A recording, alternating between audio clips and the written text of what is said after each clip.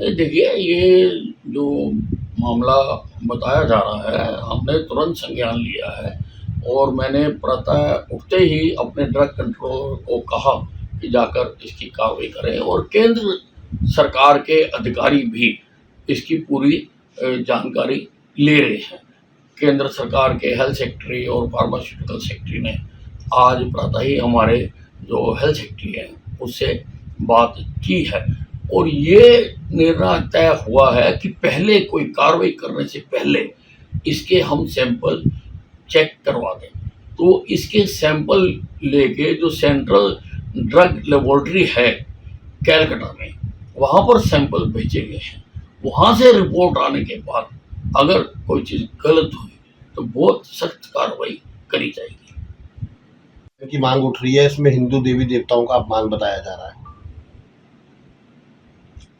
मैं देखो, मैंने तो फिल्म देखी नहीं है, परंतु किसी भी धर्म का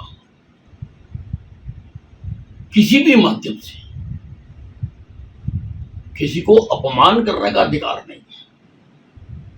आप अपने अपने धर्म को माने, अपनी परंपराओं को माने, उनको मनाएं, किसी को कोई एतराज नहीं है।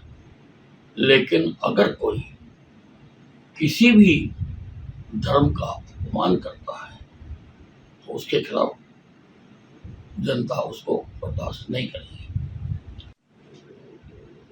बहुत ही शर्मनाक बयान है उदित राज जी का। द्रौपदी मुर्मू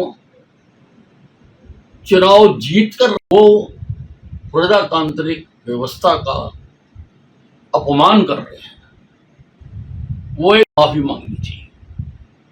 ये तो हमने रिजाइन देकर खुद सीट खाली की है दोबारा चुनाव लड़ने के लिए और हमने जीतेंगे तभी हमने रिजाइन कराया, नहीं तो हम वैसे भी साथ लेकर चल सकते थे। साहब, कांग्रेस की जो बगावत है वो लगातार सामने आ रही है। हाल ही में कल ही जो है अनिल धनतोड़ी जो है वो भी रिजाइन कर गए और हुड्डा के ऊपर उन्होंने बड़े संगीन आरोप लगाए हैं कि हुड्डा जो है किसी को आगे नहीं आने देते, उन्हें सिर्फ जो है अपना पुत्र दिखता है और जो भी आगे आने की कोशिश करता है उसको पीछे कर दिया जाता है। देखिए, कांग्रेस रोजाना टूट रही है।